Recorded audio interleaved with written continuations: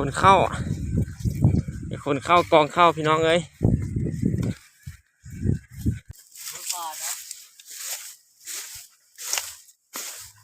อ่ะ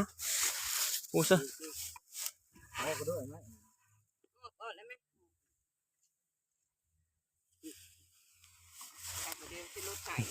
นักอยู่วะแบกเข้าให้นะเดี๋ยวจะตายผู้ชายคิดมาสัมภาษณ์กันเบิ่งเบิ่งหน้าคนมัดเข้ากัน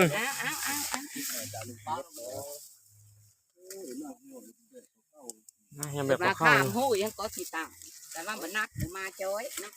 นี่ผมมาจ้อยได้มานี่นะ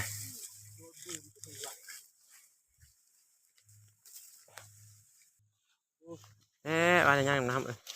อะไรเจ้าที่จะมาห่อยฮันแล้วนี่คือจนฟอนเศร้าระบนเนี้ยหลังนี้ก็ได้โอ้ซะละยามเหี้ยแคมนาบรรยากาศ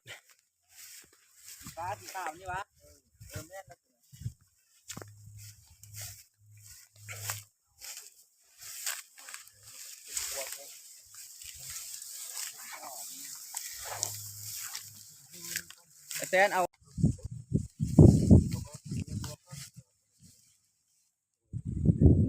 นี่มันหัดตัวเฟืองแข่งเลยดิปีกายตัวเฟืองอ้อนให้เขายิงรักนะ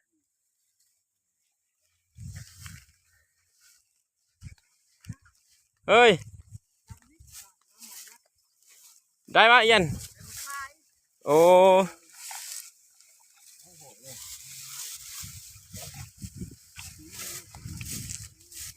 อ๋อให้นี่ก็จะเก็บบุมดเนาะว้าวอย่างนี้เฮ้ตัวกับบุจับมา100เลยสปอนเซอร์เลย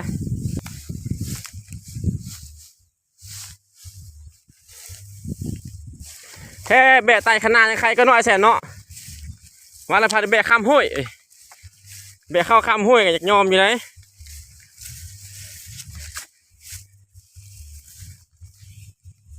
รู้ว่ารอบไหม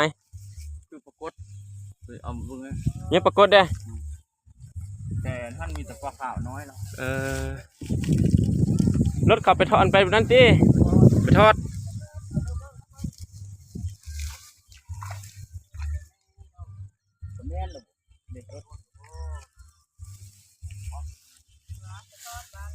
นี่จะตันเธอน้ำเข้านารถอันนี้เข้ากำลังพุ่งแล้วนะมันละ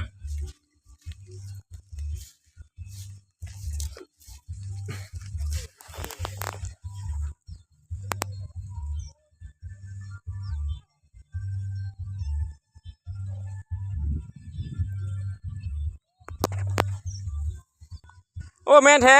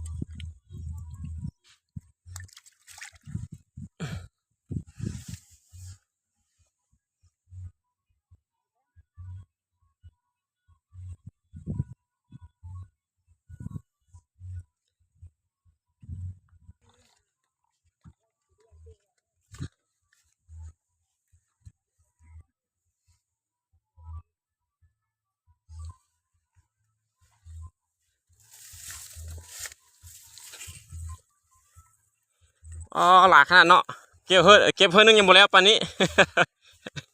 แต่เก็บเมื่อวานยังบ่ไปบ่มาเลยปีนี้เข้านางามทั้งงามว่าอยู่ปีนี้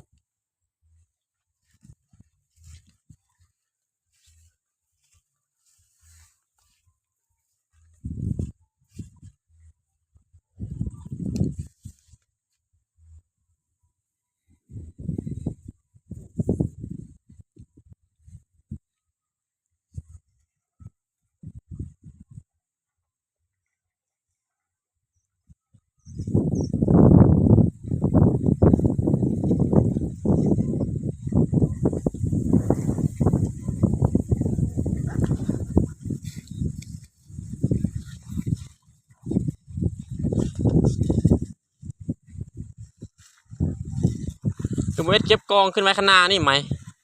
จะนึงฮุบขึ้นไว้ข้างหน้านี่จะนึงมีแต่มาขนเอาไปรถจะง่ายคือน้องขนมาไว้เขาข้างหน้านี่นี่เป็นจุกเป็นกองไว้เขามาเก็บซื้อเอามันบ่ล้นแห้งดอกเข้ายังบ่ทันแห้งเก็บกองไว้ข้างหน้านี่เพิ่นน่ะจึงไว้คนนึงมีแต่มาขนแบะไปเลย